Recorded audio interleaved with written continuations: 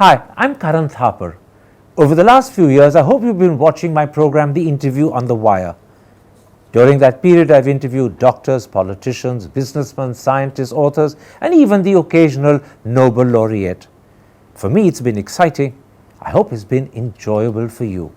But these, as you know, are tough times, and if this program is going to remain bold, independent, and sometimes even defiant, then I think we need your support. At the end of the day, it's a truism, but editorial independence is best defended by the viewers. So if you would like this program to remain the way it is, forthright, outspoken, and interesting, then would you consider supporting us? All you have to do is to click on the description at the bottom. But more than anything else, I hope you will continue to watch the interview. Your viewership means an awful lot to me. Thank you for your time. Goodbye.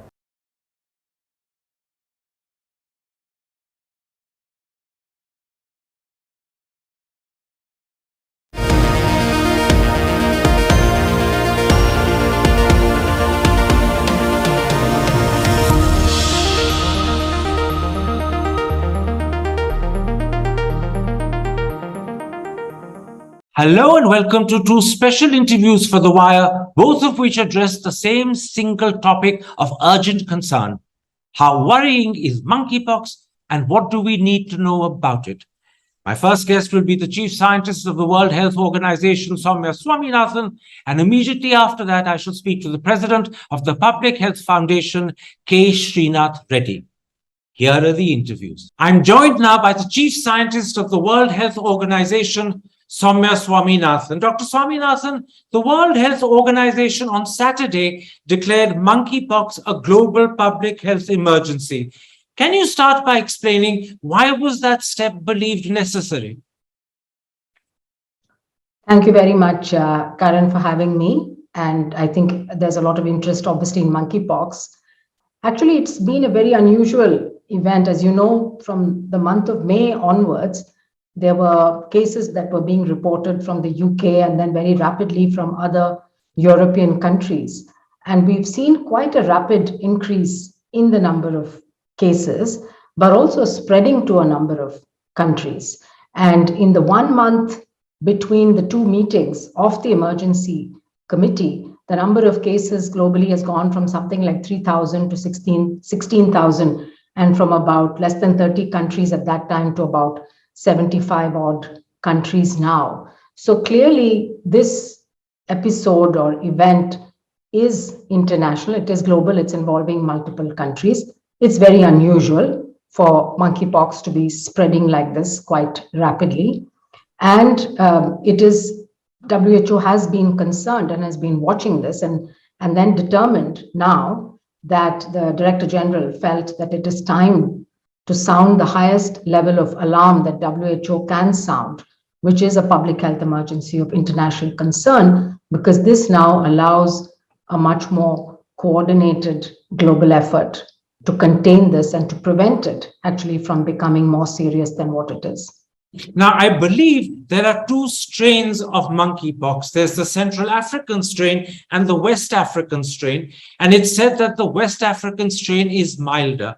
Of the nearly 17,000 cases in 75 countries, which of the two strains is dominant, the mild one or the more severe one? So, as you probably know, even though the number of cases has been increasing very rapidly, luckily, there have been very few fatalities.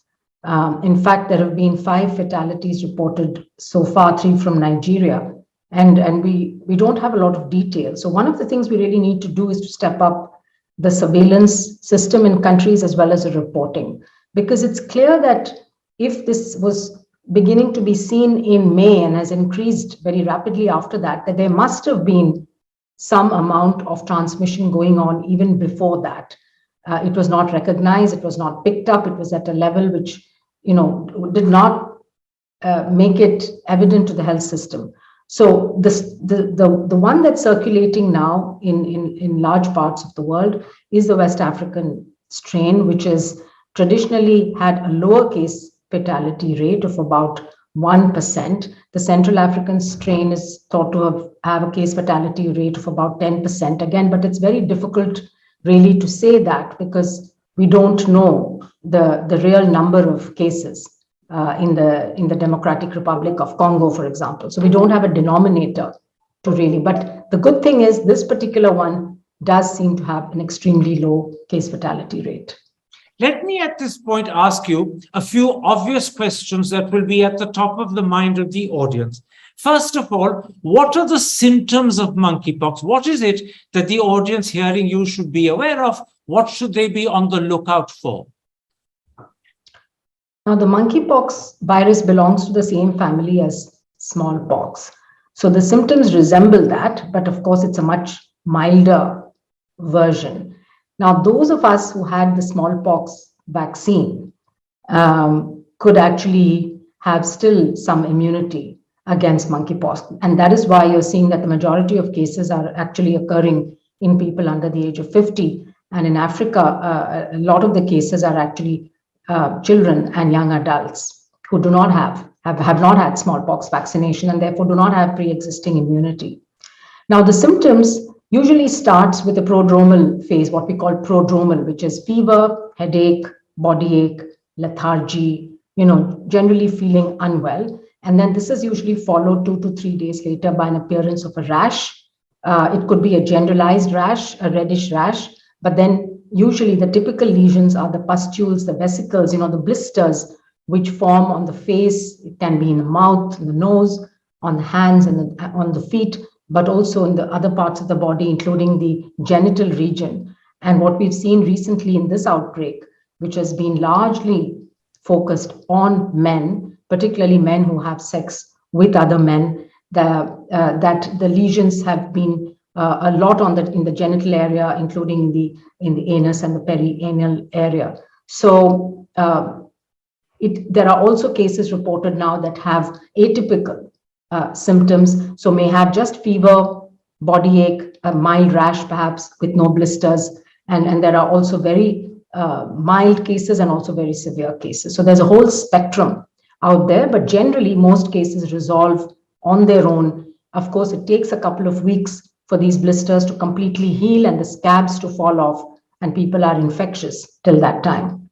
Now, the second critical question for the audience hearing you is, how does monkeypox spread? Am I right in saying that either contact with the blisters or contact with body fluids is more or less essential? Yeah, so the virus is concentrated in the blisters, the ulcers, and therefore skin-to-skin contact. You need close physical contact for this. So this is the difference between COVID and monkeypox. Is monkeypox really requires close physical contact, face-to-face contact, because of the lesions in the mouth and nose, and you're getting very close to the other person. It can spread during laughing, during talking, of course, during kissing and things like that.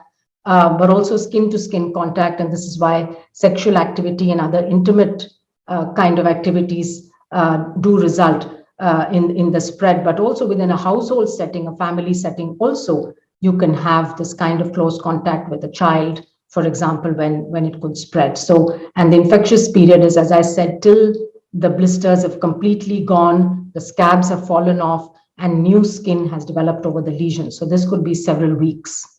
Now, the CDC in the United States has said that pretty close to 95-96% of the nearly 3,000 cases in the United States are as a result of sexual transmission.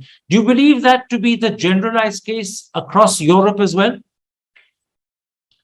Yes, so this outbreak, which is largely concentrated in Europe but also in North America, 98% of the affected 17,000 people have been men, and most of them identify as being men who have sex with other men, so could be gay or bisexual.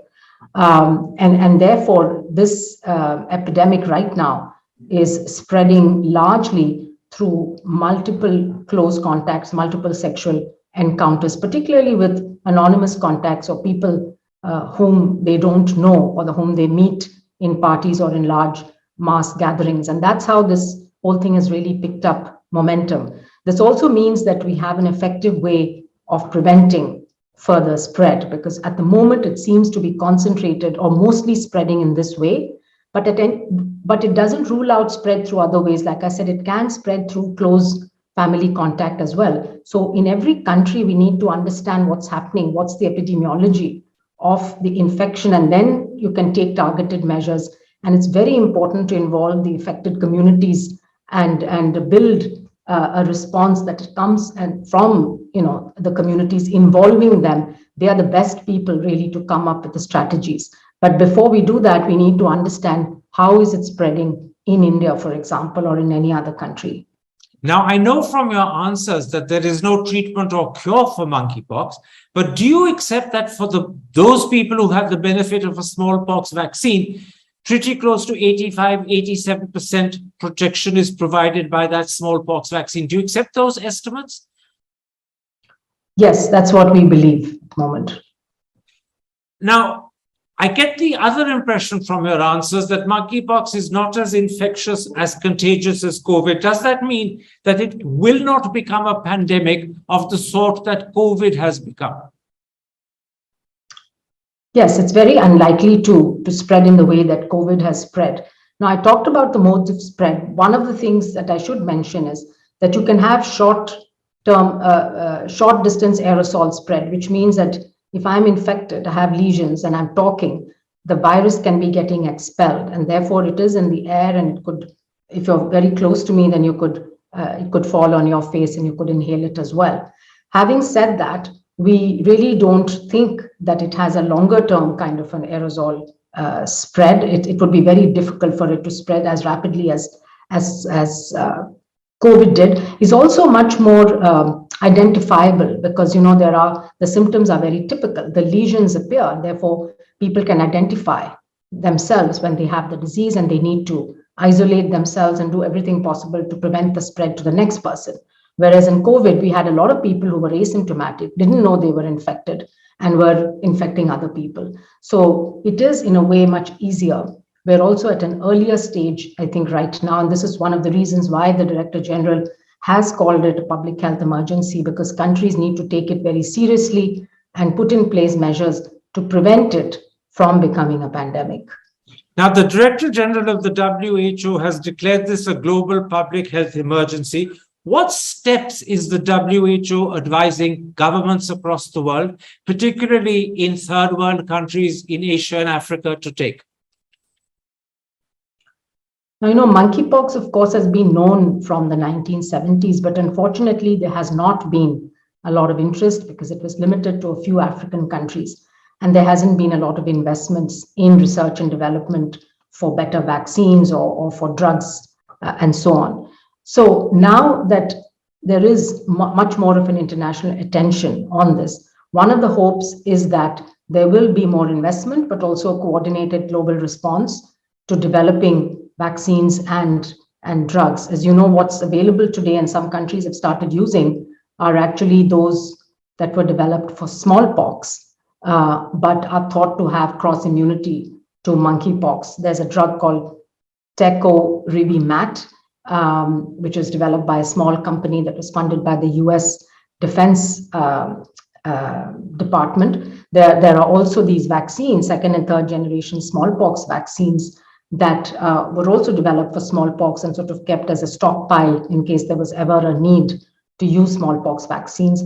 Those are now being deployed in a few countries, even though there isn't a lot of data on how they protect against monkeypox. So we're hoping that as countries use these products, that they will be used in the context of clinical studies, clinical trials, so that we're also collecting data about their efficacy and safety. Now, some of the other recommendations that have been made based on the declaration of a public health emergency are essentially to countries which do not have any cases so far, basically asking them to step up surveillance, train health workers, make sure they have diagnostic capacity, and so on. And for countries that are reporting cases, to do a number of things, including, again, educating healthcare workers so that they can recognize cases, setting up diagnostic facilities, and it's a PCR, basically, a molecular test. And now, because of COVID, there's been an expansion of PCR facilities, so it should be able to diagnose monkeypox.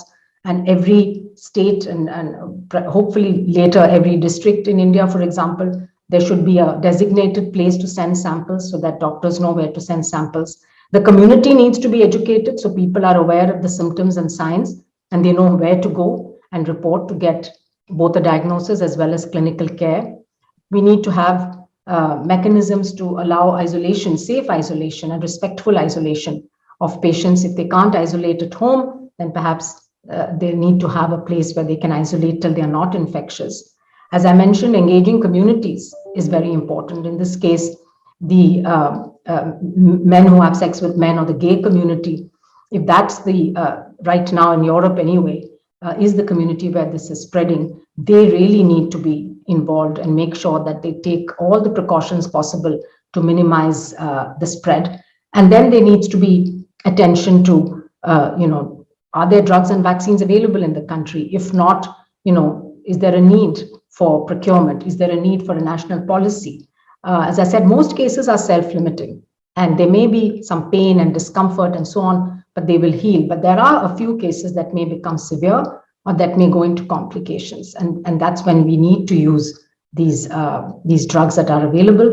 And the use of vaccines, again, is complex because very few vaccine doses are available globally now. So we need to prioritize the groups that get the vaccine. And as I said, do it in the context of research studies so that you're also collecting data.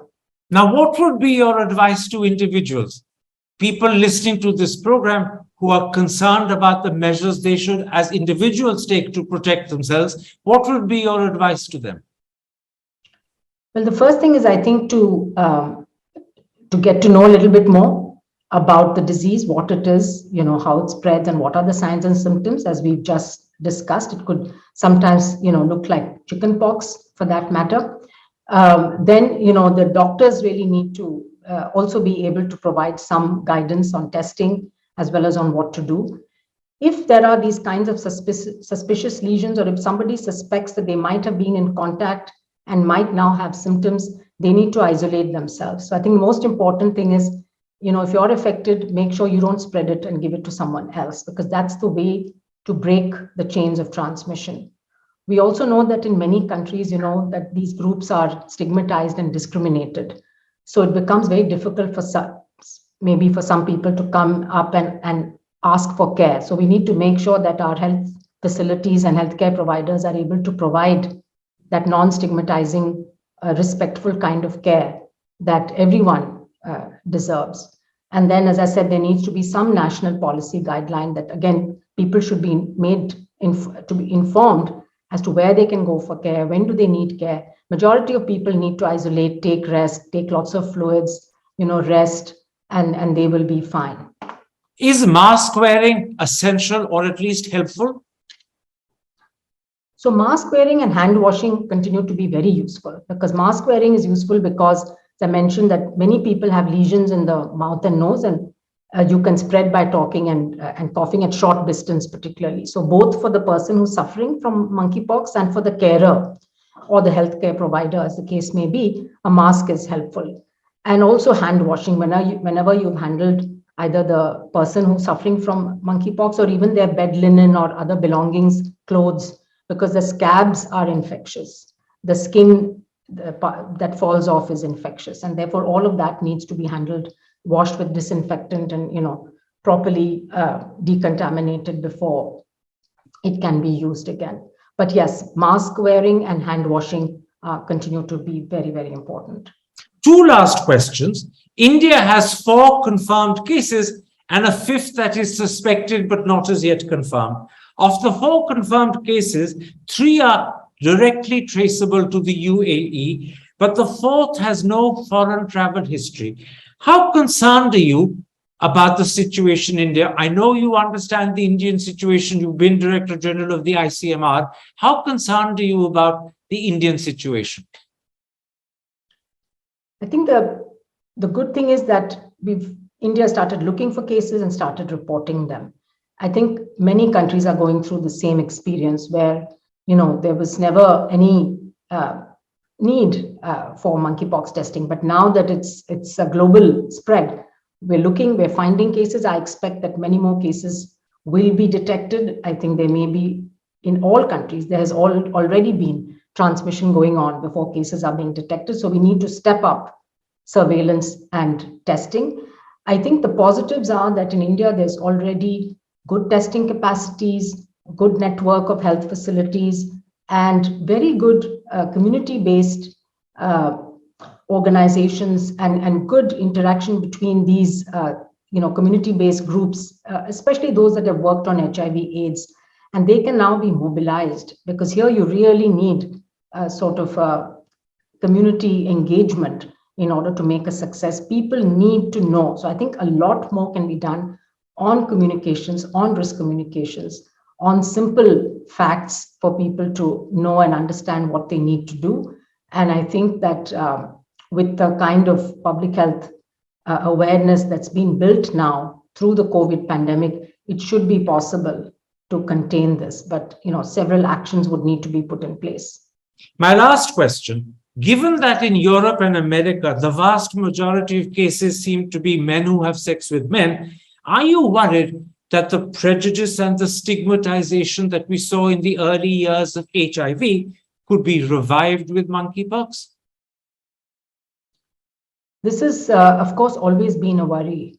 And in fact, the WHO has been worried not only about stigmatizing and discriminating a group based on sexual orientation, but sometimes also based on where people come from. We've seen travel bans imposed on countries because they announced, the detection of a new variant of COVID, for example. There's been unequal and inequitable sharing of vaccines and other health products through COVID. And we see, to some extent, the same thing happening now, where high-income countries have already pre-booked the available doses of monkeypox vaccine, very limited doses. So again, one of the things, hopefully, that the public health emergency does is to bring together countries and say, let's work in solidarity and collaboration. And one of the most important messages the WHO has been giving is that there's no space for stigma and discrimination of affected communities, regardless of who they are. In this case, they turn out to be the gay community, the MSM community, but everybody deserves the same level of healthcare response. Everybody, as a human being, has the same rights. And therefore, I think this really needs to be also highlighted in all countries' national plans and national messaging. It's not anyone's fault, for having got a particular infection.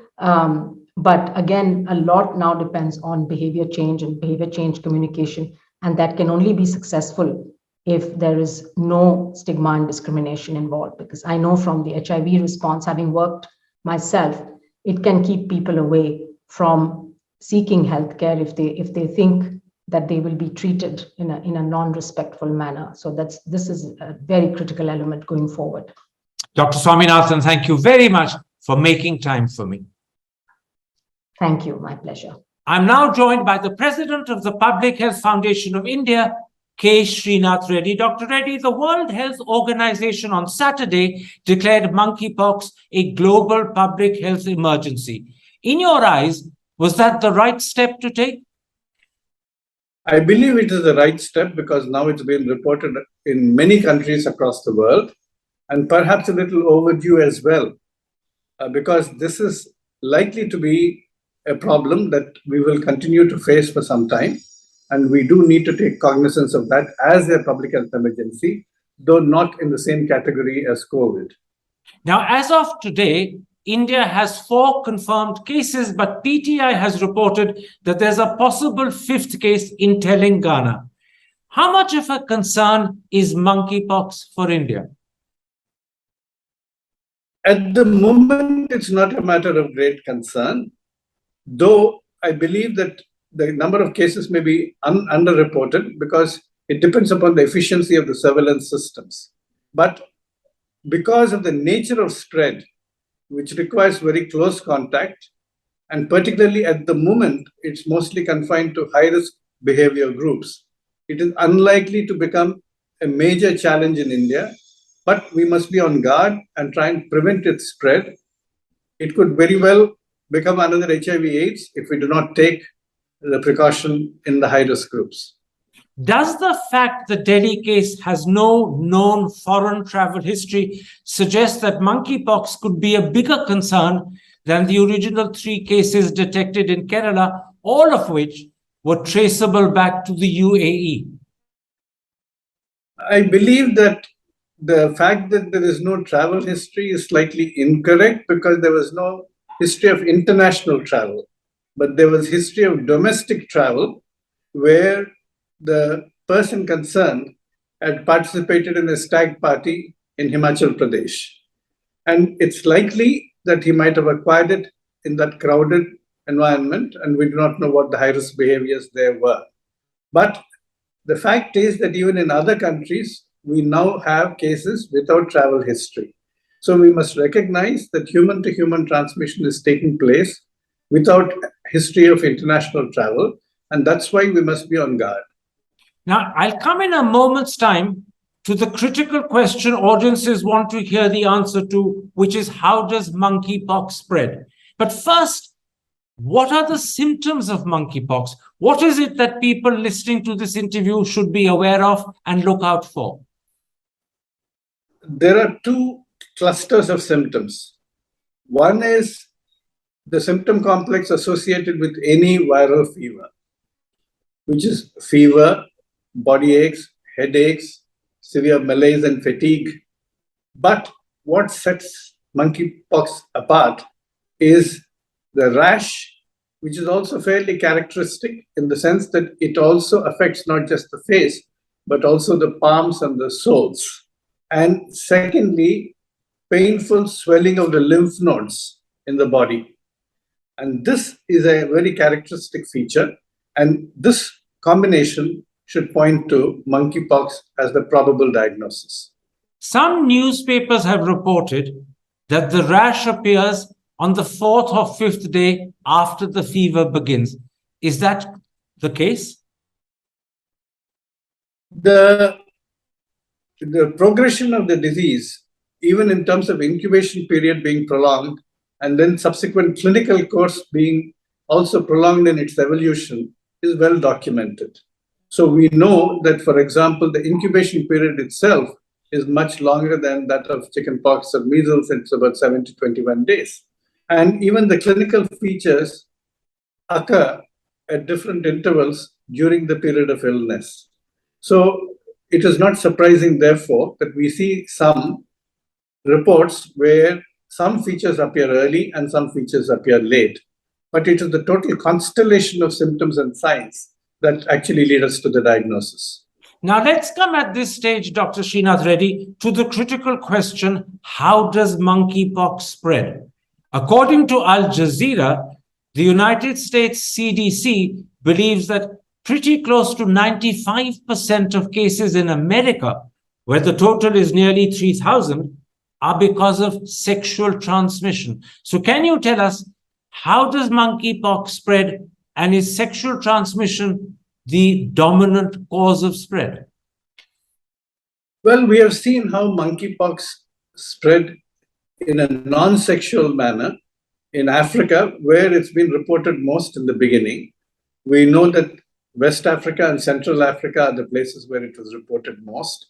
In 2003, in the United States, in a pet shop, because prairie dogs got infected by dormouse, a group of dormice, which were imported from Africa, and from them the humans got infected. So it need not always be sexual, but the current spread across the world in multiple countries and the speed at which it's happening appears to be related to high-risk behavior of men having sex with men. What about the possibility of spread through respiratory droplets? What about the possibility of spread if you touch someone's scabs? What about the possibility of spread if someone who's infected touches a towel or a bedsheet, and then you go and touch the same towel and bedsheet as well? What about those causes of spread? Well, the fact that it can spread through other means, droplet spread is important, but usually you have to be at a relatively close distance. It is not like COVID where aerosol spread distributed at far distances. So you have to be pretty close to the person even for a droplet spread. Secondly, touching a person, particularly if there are infected lesions and scabs, that's going to be a potential source of infection. Or if scabs also fly around in the vicinity and they come into contact with the body of another person, that's a possible source of infection as well. Of course, as I said, human-to-human contact, of skin-to-skin contact, or skin to mucosa contact, all of these are potential modes of transmission. I get the impression from your answer that monkeypox is clearly not as infectious as COVID. Does that mean it cannot become a pandemic of the type COVID has become? It is very unlikely on the present reckoning.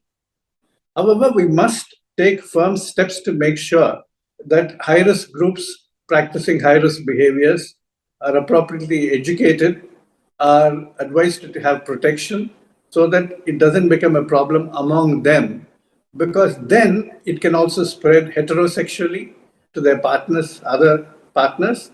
It can also get into the blood banking system like HIV/AIDS did. But at the moment, I believe we have enough knowledge, even from our prior experience with HIV, of how to actually address these high-risk behaviors.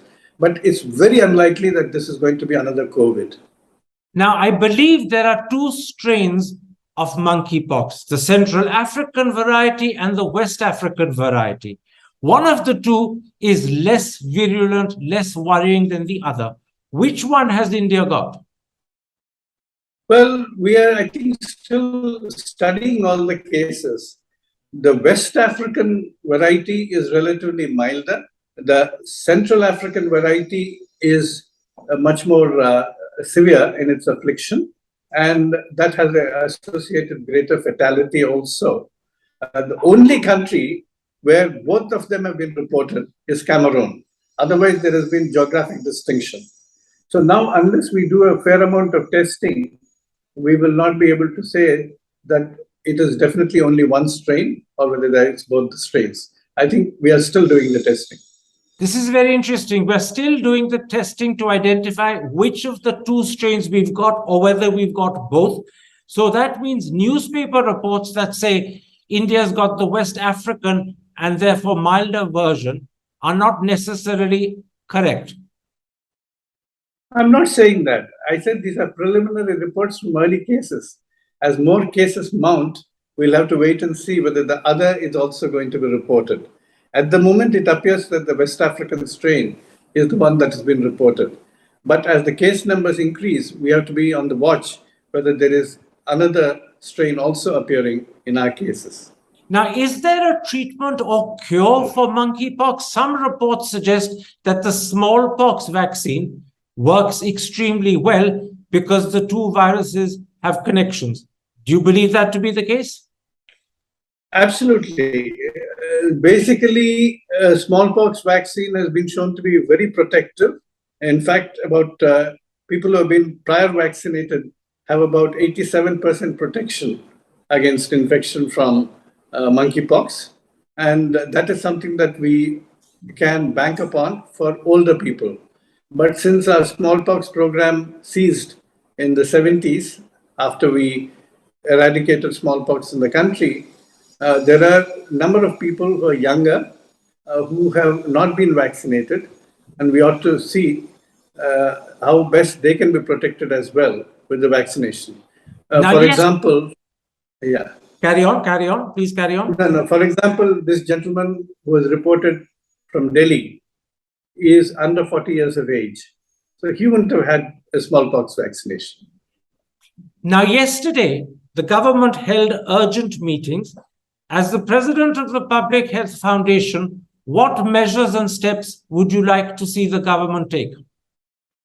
I think the government is doing well. I've seen the document that's been prepared by the government, the Ministry of Health. It's extremely detailed. Every single step has been very clearly spelled out, right from the mode of transmission to the steps that need to be taken by health systems, the kind of personal protection measures that people should take. I think what is really important at this point is risk communication. Risk communication that is fairly clear, but doesn't arouse panic. It should actually educate people and tell them how to protect themselves, but give them the reassurance that this is not a calamity, not a pandemic of the nature of COVID, and this is eminently controllable if we apply the knowledge we already have. And if we do that, then there is really no cause for major concern. I think that reassurance coupled with caution is going to be important. The other element I would like to emphasize is that we must send out a clear message that stigma and labeling should be avoided. Stigmatizing high-risk groups, for example, men who have sex with men, and saying that they are the people who are actually both suffering and spreading the virus doesn't help. Similarly, sniggering at states who are reporting cases in larger numbers than others, saying that, oh, these people are much more prone, that is also not correct, because they are actually showing better surveillance systems, efficient surveillance systems. They're able to detect much better. So I think what we really need to do is to maintain that stance that, yes, this is a problem, but we can overcome it. We do need to detect cases early.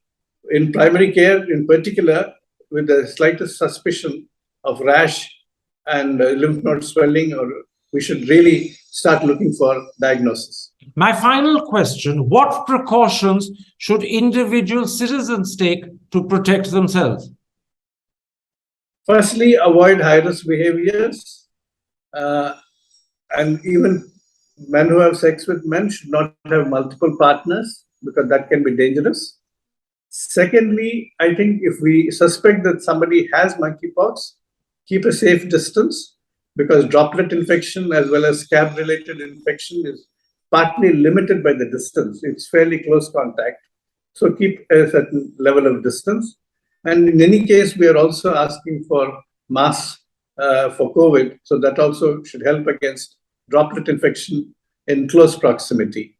But I think clearly what we need to do is to tell people that at the slightest suspicion within themselves or their family members or acquaintances, they should actually notify and get tested. That is the most important thing. At the first hint of suspicion about yourself or your family members, notify and get tested and make sure and certain whether you have it or not. Dr. Reddy, thank you very much for speaking to me. Most welcome, sir. Hi, I'm Karan Thapar. Over the last few years, I hope you've been watching my program, The Interview on the Wire. During that period, I've interviewed doctors, politicians, businessmen, scientists, authors, and even the occasional Nobel laureate. For me, it's been exciting. I hope it's been enjoyable for you. But these, as you know, are tough times, and if this program is going to remain bold, independent, and sometimes even defiant, then I think we need your support. At the end of the day, it's a truism, but editorial independence is best defended by the viewers. So if you would like this program to remain the way it is, forthright, outspoken, and interesting, then would you consider supporting us? All you have to do is to click on the description at the bottom. But more than anything else, I hope you will continue to watch the interview. Your viewership means an awful lot to me. Thank you for your time. Goodbye.